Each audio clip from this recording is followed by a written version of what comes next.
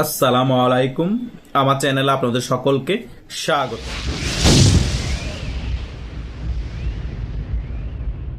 যে খেলার কোনো সমাপ্তি নেই সেই খেলার নামই হচ্ছে রাজনীতি। এখন রাজাকারের শাবকরা বাংলাদেশে খেলছে, মুক্তিযুদ্ধের সপক্ষের দল আওয়ামী লীগের কর্মীরা চেয়ে চেয়ে দেখছে। কিছুদিন পরে মুক্তিযুদ্ধের সপক্ষের দল বাংলাদেশ আওয়ামী লীগ খেলবে, আর এই বাংলাদেশ থেকে চিরতরে রাজাকারের শাবকদের এবং ডক্টর গংদের ভ্যানিশ করে দেয়া হবে। আমি আপনাদেরকে কিছু মাস আগেও বলেছি, বাংলাদেশে ডক্টর গং এবং এই রাজাকারের শাবকরা মিলে জামাত ইসলামী সহ এই এনসিপি টোকাই সমন্বয়করা সহ মিলে একটা গৃহযুদ্ধ লাগাতে চাচ্ছে। তারা কোনো নির্বাচন চায় না, তারা ছোট স্কেলে ভারতের সাথে একটা যুদ্ধ চায়। কেন যুদ্ধ চাই? তাদের মেইন এজেন্ডা হচ্ছে যে 1971 সালে তারা যে বাংলাদেশের বিরোধিতা করেছে সেটা লজ্জামোচন করতে চায়। তারা একটা ছোট স্কেলে যুদ্ধ করে তারা বুঝাতে চায় আমরা বাংলাদেশের মুক্তিযোদ্ধা, আর এই মুক্তিযুদ্ধ সপক্ষে শক্তি আওয়ামী লীগরা এবং বিএনপির মধ্যে যারা মুক্তিযুদ্ধ সপক্ষে শক্তি আছে তারা হচ্ছে রাজাকার, তারা ভারতের পক্ষ নিয়েছে, আমরা ভারতের সাথে যুদ্ধ করেছি। তারা তখন বলবে ছোট স্কেলে যুদ্ধের ফলে যে আমরা এখন মুক্তিযোদ্ধা, তারা আমাদের দেশের বিরুদ্ধে গিয়ে ভারতের পক্ষ নিয়েছে, তারা এখন রাজাকার। এই টেকনিকটা খাটানোর জন্য তারা অনেকদিন ধরে চেষ্টা করছে, কিন্তু সফল হচ্ছে না। এখন হাদির মৃত্যুকে কেন্দ্র করে তারা আগে থেকে যে সকল বিষয়গুলো প্ল্যানিং করে রেখেছে সেগুলো কিন্তু করছে। তারা কি করেছে? তারা ভারতীয় সহকারী হাই কমিশনের বাসভবনে হামলা করেছে, ভারতীয় হাই কমিশনে হামলা করেছে এবং বাংলাদেশের সবচেয়ে গুরুত্বপূর্ণ দুইটা পত্রিকা প্রতিষ্ঠানে হামলা করেছে। ধানমন্ডি 32 গুড়িয়ে দেওয়ার জন্য গিয়েছে এবং বিভিন্ন বড় বড় আওয়ামী লীগের সাবেক নেতাদের বাড়িতে আগুন জ্বালিয়ে দিয়েছে এবং অনেক অসংখ্য মানুষকে তারা পিটিয়ে হত্যা করেছে। তারা এমন একটা পরিবেশ তৈরি করে ফেলেছে যাতে এক ঢিলে তিন পাখি। কিভাবে? নির্বাচন যাতে না হয়, বাংলাদেশের গৃহযুদ্ধ পরিস্থিতি তৈরি হয় এবং ভারতের সাথে ছোট স্কেলে যুদ্ধের একটা অবস্থা তৈরি হয়। এখন আপনাদের মনে প্রশ্ন রাখতে পারে এই ব্যাপারটা তারা করলো কিভাবে। আপনাদেরকে আমি একটা হিন্স দিয়েছিলাম যে হাদিকে হত্যার জন্য তারা আরো 1 মাস 2 মাস আগে থেকে প্ল্যানিং করে রেখেছে। হাদিও জানতো কে তাকে মারবে, কিভাবে মারবে, কোন জায়গায় মারবে, কোন সময় মারবে। সে কারণে আপনারা চিন্তা করে দেখেন, হাদি 1 মাস আগে থেকে টকশোতে গিয়ে ইমোশনাল স্পিচ দিত, বিভিন্ন বক্তব্য করতো। আমি মরে গেলে আমার ছেলেকে দেখে রাখিয়েন, আমি মারা যেতে পারি, আমাকে থ্রেট দিচ্ছে, এমন এমন লেখা লেখে, আপনারা দেখলে আপনারা ভয়ে কেঁপে উঠবেন।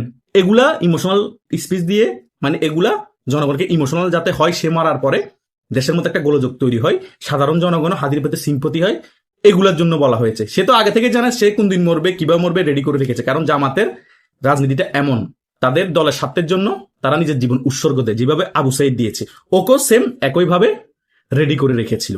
দেখেন আরেকটা গুরুত্বপূর্ণ তথ্য, তাকে কিন্তু জামিন করিয়েছে নাকি শিশির মনির। এই তথ্য কে দিয়েছে? নীলুফা ইয়াসমিন মনি, যে ফয়সাল গুলি করেছিল এই হাদিকে। এই ফয়সাল 1 মাসে কিভাবে জামিনে বাইর হয়? অস্ত্র মামলার আসামি, সে ছাত্রলীগও করে। অন্যান্য ছাত্রলীগের সাধারণ কর্মীরা 6 মাসও বাইর হতে পারে না, জামিন নিলে মাত্র আবার আরেকটা মামলাতে ঢুকিয়ে দেয়। তার মানে ফয়সালকে জামিন করানোর সময় তার সাথে কন্ডিশন হয় তোমাকে জামিন করাবো এবং একটা কাজ করে দিতে হবে, একটা মিশন আছে, কাজ সাকসেস হলে তোমাকে কিভাবে অন্য দেশে পার করে দিয়ে দিতে হয় সেটার দায়িত্ব আমরা নিব। সেম ভাবে প্ল্যানিং, হাদিও জানতো যে তাকে কে খুন করবে, সকল কিছু রেডি। এবং হাদি খুন হওয়ার পর বা মরে যাওয়ার পর বাংলাদেশে কি কি ঘটাবে, কি কি হবে, সকল কিছু এই জামাত ইসলামী এবং ডক্টর মুজগম রেডি করে রেখেছিল। সেম ভাবে সে জামিনে বাইর হয়, জামাতের রিকোয়েস্টে হাদি সাথে এই ফয়সালকে রাখা হয়। সেম ভাবে ফয়সাল প্রোগ্রাম করতো, যেত আসতো, যেদিন সে মারা যাবে সকল কিছু ঠিক ছিল, সে যেভাবে কন্ডিশন হয়েছিল সেভাবে হাদি ফায়ার করে হাদিকে ফেলে দেয়। কিন্তু আরো আগে মারা যাওয়ার কথা ছিল, কিন্তু হাদি মতো একটু দেরি হয়। কিন্তু তাদের যে প্ল্যানটা ছিল সেটা 1-2 দিনের মধ্যে বাস্তবায়ন করা ছিল, হাদি না মারা যাওয়ার কারণে বাস্তবায়ন করতে পারে না। কিন্তু গতকালকে হাদি মারা গিয়েছে, যেগুলো আগে থেকে প্ল্যানিং করে রাখা হয়েছিল সেগুলাই তারা বাস্তবায়নের দিকে এগিয়ে যাচ্ছে, যাতে ভারতের সাথে যুদ্ধ অবস্থা তৈরি হয়। ভারতের হাই কমিশনারের বাসভবনে আক্রমণ করেছে, ভারতের যত ধরনের প্রতিষ্ঠান আছে বাংলাদেশে সবগুলোতে আক্রমণের চেষ্টা করা হয়েছে এবং বাংলাদেশের সবচেয়ে সুনামধন্য 2টা পত্রিকার মেইন কার্যালয়ে আক্রমণ করা হয়েছে। আওয়ামী লীগের সকল নেতাদের বিভিন্ন বাসভবনে আক্রমণ করা হয়েছে, পুড়িয়ে দেওয়া হয়েছে। মানে দেশের মধ্যে তারা এক ঢিলে যে 3 পাখি মারতে চেয়েছিল সেটাই কিন্তু তারা মোটামুটি সাকসেসের পথে যাচ্ছে। এবং বিএনপির মনে ভয় ধরিয়ে দিয়েছে যে আগামীতে কোনো মনে হয় নির্বাচন বাংলাদেশে হবে না। সেই কারণে কি করেছে, এই যে আপনার ডাক্তার শফিকুর রহমান জামাত ইসলামের আমির, সে গত একদিন আগেই লন্ডনের উদ্দেশ্যে রওনা দিয়েছে। কেন দিয়েছে? এটার পিছনের মেইন কারণ হচ্ছে ডাক্তার শফিকুর রহমান তারেক জিয়ার সাথে দেখা করবে, তাকে চাপে রাখবে, তাকে বলবে দেখেন দেশের কি পরিস্থিতি হয়েছে, কি পরিস্থিতি করেছি, দেশে তো নির্বাচন হবে না, আর আপনারা ক্ষমতাও আসতে পারবেন না, এখন আমাদের সাথে সমঝোতায় আসতে হবে। গলা চিপে সমঝোতা করার জন্য বসে আছে ডাক্তার শফিকুর রহমান। দেখেন কিভাবে তারা প্ল্যানিং সাজায়, কিভাবে তারা নির্বাচন বানচালের পথে রেখেছে, এবং এই চাপটা প্রয়োগ করে যদি নির্বাচন হয়ও, যাতে বেনিফিটে জামাতের, ওই চাপটা বিএনপিকে দেওয়ার জন্য সে লন্ডনে তারেক জিয়ার সাথে দেখা করতে গিয়েছে। তারেক জিয়াকে কি অফার দিতে পারে, আপনাদের মনে প্রশ্ন আসতে পারে। তারেক জিয়াকে বলবে জাতীয় সরকার করুন, আপনি প্রধানমন্ত্রী হন, ডক্টর ইউনূস প্রেসিডেন্ট থাকবে, আমাকে উপ প্রধানমন্ত্রী বানান। তার মানে ক্ষমতার ভাগ বাটোয়ারা তারা করে ফেলবে এবং এনসিপিকেও ক্ষমতার ভাগিদার রাখবে কিছু ক্ষেত্রে। এই হচ্ছে তাদের মূল প্ল্যানিং। তারা বলবে যে আমরা একত্রিত হয়ে আওয়ামী লীগকে দমন করবো, আওয়ামী লীগকে আর বাংলাদেশে রাজনীতি করতে দিব না, এবং ভারত বিরোধী রাজনীতি করতে হবে পাকিস্তানের সমর্থন নিয়ে। এটাই ছিল তাদের মেইন খেলা। কিন্তু বিএনপি যদি তাদের এই খেলায় পা দিয়ে ফেলে, বিএনপির তো এখন যে পরিস্থিতি আছে, যে অবস্থা আছে, তার থেকে 10 গুণ খারাপ পরিস্থিতি হয়ে যাবে। কেন হয়ে যাবে? জামাত ইসলামী হচ্ছে মুনাফেক। এখন স্বার্থের জন্য আবার বিএনপির সাথে আঘাত করে উপপ্রধানমন্ত্রী হয়ে যাবে ডাক্তার শফিকুর রহমান, ক্ষমতার ভাগাভাগি করে তারা ক্ষমতার শীর্ষে চলে আসবে, 19-20 থাকবে বিএনপির সাথে, আবার বিএনপিকে সাংগঠনিকভাবে পঙ্গু করে ফেলবে। পঙ্গু করার ফল পরে বিএনপিকে আবার লিঙ্ক মেরে ফেলে দিয়ে তারা দেশের মধ্যে আধিপত্য আরো বাড়িয়ে ফেলবে। তাদের সাংগঠনিক দক্ষতা তো মোটামুটি আছে, জনবলও বাড়িয়ে ফেলবে, জনপ্রিয়তা বাড়িয়ে ফেলবে। তাদেরকে কখনো ক্ষমতার শীর্ষে একেবারে আমরা থাকতে দেখিনি। যে ক্ষমতায় থাকে তার আশেপাশে থেকেই তারা দেশের মধ্যে যে গোলযোগ সৃষ্টি করে, যে সাংগঠনিক দক্ষতা দেখিয়ে বাংলাদেশে যে জঙ্গি আক্রমণ চালায়, তাতেই বুঝে যায় তারা যদি কোনো ক্ষমতার একদম শীর্ষে পড়ে, তাদের নিজেদের কোনো লোক থাকে, তারা দেশের কি বারোটা বাজিয়ে ফেলবে। এরশাদ যখন ক্ষমতায় ছিল, এরশাদের পাশে থেকে তারা ক্ষমতার মজা নিয়ে দেশের মধ্যে মেচাকার পরিস্থিতি তৈরি করেছিল। পরে যদি গণ অভ্যুত্থানের মাধ্যমে বিএনপি আওয়ামী লীগ একত্রিত আন্দোলন করে এরশাদের পতন করিয়েছিল। সেম ভাবে এখন ডক্টর ইউনূস সরকার যখন এসেছে, ডক্টর ইউনূসের আশেপাশে ক্ষমতার আশেপাশে থেকে তারা যেভাবে বাংলাদেশে প্রভাব বিস্তার করে বাংলাদেশটাকে ধ্বংস করে দিচ্ছে, তছনছ করে দিচ্ছে, আওয়ামী লীগকে একেবারে কোণঠাসা করে দিচ্ছে, বাংলাদেশের মুক্তিযুদ্ধদেরকে একেবারে অপমান লাঞ্ছিত করছে, মুক্তিযুদ্ধের সকল সিম্বল ধ্বংস করে দিচ্ছে, বিএনপিকে একেবারে সাংগঠনিকভাবে কোণঠাসা করে ফেলেছে। আপনারা তো সকল কিছু দেখতে পাচ্ছেন যে বিভিন্ন ধরনের মিথ্যাচার, বিভিন্ন ধরনের প্রোপাগান্ডা ছড়াচ্ছে। তারা যদি ক্ষমতার শীর্ষে আশেপাশে নিজেদের কোনো লোক চলে আসে, তাহলে বাংলাদেশের আওয়ামী লীগের জন্য হুমকি এবং বিএনপির জন্য হুমকি। বিএনপি এত বছর জাস্ট জোট হিসেবে জামাতকে রেখেছে, যে বিএনপির কলিজের মধ্যে থেকে কলিজে খেয়ে ফেলেছে মাকড়সার বাচ্চার মতো এই জামাত ইসলাম। তো ক্ষমতার আশেপাশে যদি ভাগিদার হয়ে যায় শীর্ষ পর্যায়ে, তাহলে কি পরিস্থিতি হবে বিএনপির? বিএনপির যা আছে সাংগঠনিকভাবে সকল কিছু বিএনপির শেষ হয়ে যাবে। বিএনপির অর্ধেকের বেশি এখনো জামাত ইসলামকে ভিতরে ভিতরে সমর্থন করে জামাত ইসলামের লোক আছে লুঙ্গির তলে থেকে। বিএনপির সকল তথ্য কিন্তু জামাত ইসলামের কাছে পৌঁছে যায়, বিএনপি কি পদক্ষেপ নিচ্ছে, কি করবে। এই কারণে বিএনপি এত জনসমর্থন থাকার পর জামাত ইসলামের সাথে সাংগঠনিকভাবে খেলে পারতেছে না, ব্রেনও খেলে পারতেছে না। আওয়ামী লীগ যখন ক্ষমতায় ছিল, সেম ভাবে জামাত ইসলামের টেকনিক্যালি ভাবে আওয়ামী লীগের লুঙ্গির তলে থেকে সকল তথ্য জামাত ইসলামের শীর্ষ পর্যায়ে নেতাদেরকে দিত। এখন সেম বিএনপি ক্ষমতা আসার ধরে বিএনপি লুঙ্গির তলা থেকে সেম কাজগুলো করছে। কারণ জামাত ইসলাম হচ্ছে মুনাফিকের দল, তারা ক্ষমতার জন্য সকল কিছু করতে প্রস্তুত।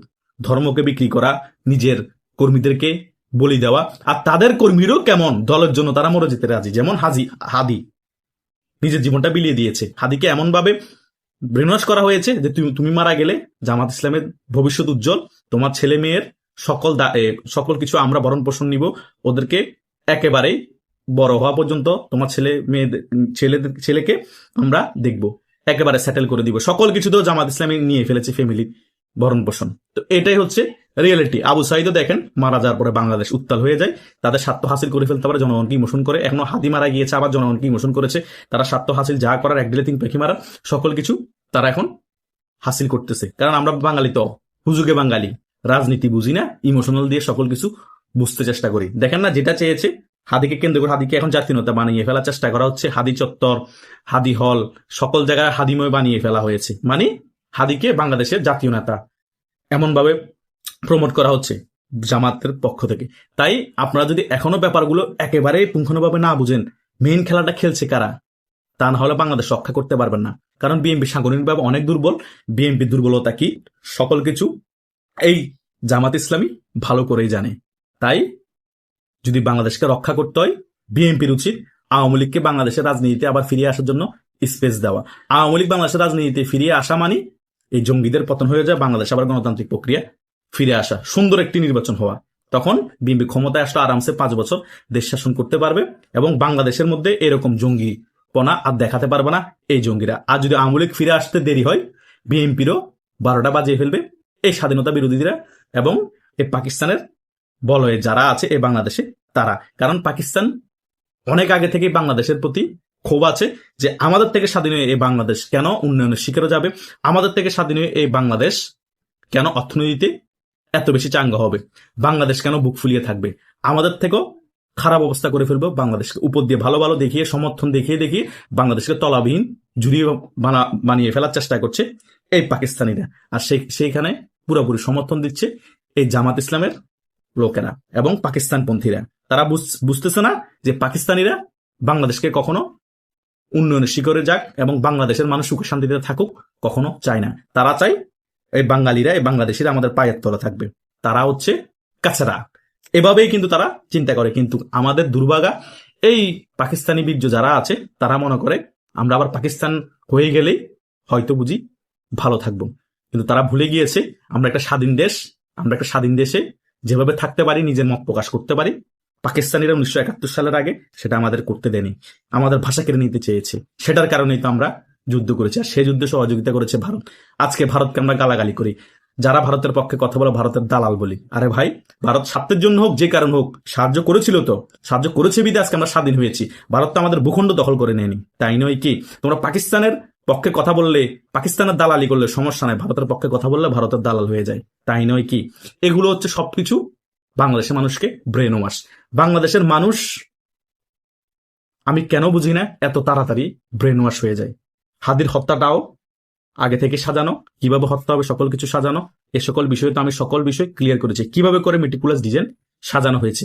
এইদিকে ডেইলি স্টার প্রথম আলোতে আক্রমণ করা হচ্ছে, অন্যদিকে আসিফ নাহিদ মাহফুজরা গিয়ে ওই সকল আটকে যাওয়া লোকদেরকে ডেইলি স্টার ওইখান থেকে বাহির করে আনছে।